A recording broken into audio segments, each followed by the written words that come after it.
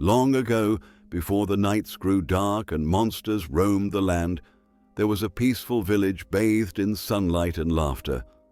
The villagers lived simple, happy lives, tending their gardens, building cozy homes, and sharing stories by the fire. The air was filled with the sweet scent of blooming flowers and fresh earth, and the gentle hum of bees fluttering from blossom to blossom. The village was surrounded by rolling green hills, tall trees with leaves that whispered in the wind, and sparkling rivers that sang soft songs as they flowed. Among the villagers was a curious young boy named Milo. Milo was brave and kind, with a heart full of wonder. More than anything, he loved to explore the caves beneath the village, dreaming of finding sparkling stones and glowing crystals hidden deep underground. Every day, after helping his family in the fields and sharing a warm meal, Milo would pack a small bag with food, a sturdy pickaxe, and a torch. Then, with a hopeful smile, he would set off toward the cave entrance near the edge of the village. The caves were cool and quiet, filled with the gentle drip of water echoing softly against the stone walls and the flutter of bats overhead.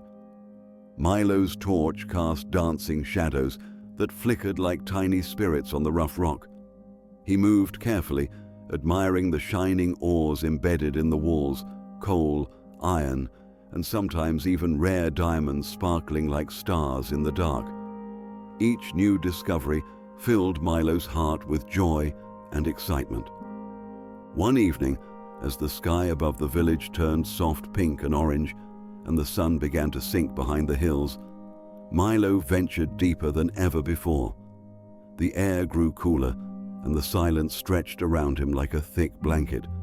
Suddenly, his eyes caught sight of something strange, a door made of stone, covered in ancient markings that glowed faintly with a silvery light. The door looked old and mysterious, and no one in the village had ever told him about it. Milo's heart beat faster with a mix of excitement and nervousness. "I wonder what's behind this door," he whispered softly to himself, his voice barely more than a breath. With gentle hands, he pushed the heavy door open, and it creaked slowly, echoing through the stillness of the cave. Inside, the air was cool and smelled of earth and something magical, like the soft glow of moonlight trapped in stone. In the center of the room stood a crystal, shining softly with a pale blue light. It pulsed gently, like the heartbeat of the cave itself. Milo stepped closer, his eyes wide with wonder. He reached out his hand to touch the smooth surface. The moment his fingers brushed the crystal, a cold shadow wrapped around his heart. It wasn't frightening, but it felt heavy and strange, like a quiet sadness settling deep inside. Milo tried to pull his hand away, but the feeling stayed with him. He felt tired in a way he had never known before, and a strange hunger grew deep inside his belly, an emptiness that no food could fill. His skin looked paler in the torchlight, and his eyes seemed darker, as if the light inside them was dimming. Worried and confused, Milo hurried back to the village, hoping his family could help him understand what was happening. When the villagers saw Milo, they noticed something was different. His usual bright smile was faint, and his steps were slower. "I feel strange," he said softly, his voice barely above a whisper. The village healer examined him carefully, but could find no sickness or injury. Instead, she spoke of a shadow that had touched Milo's heart, a shadow that came from deep within the earth. In the days that followed, other villagers who explored the caves began to change too. Their skin grew pale like Milo's, and their eyes dark and empty. They moved slowly and sometimes made soft, moaning sounds that echoed through the village at night.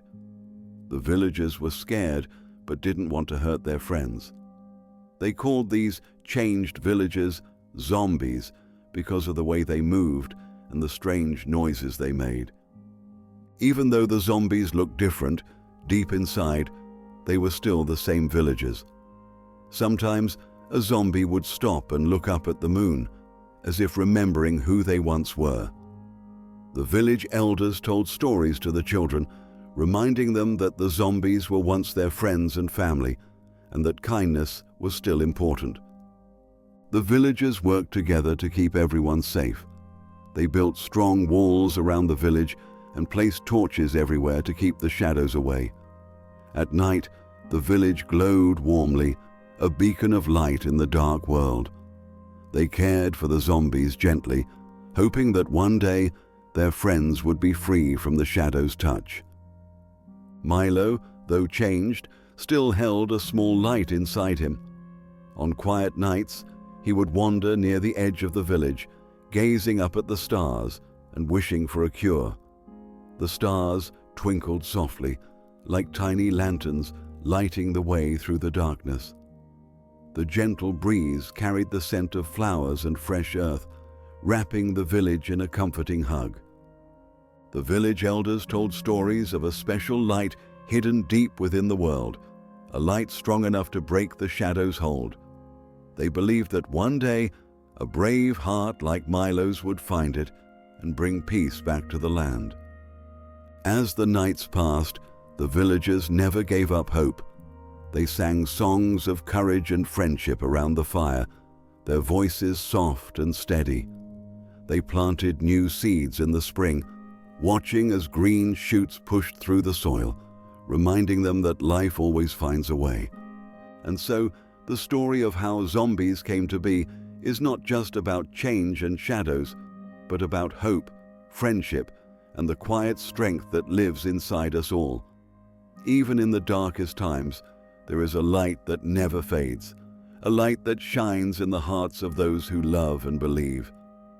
As you close your eyes tonight, imagine the peaceful village bathed in moonlight, the soft rustle of leaves, and the gentle glow of Milo's small light shining bright.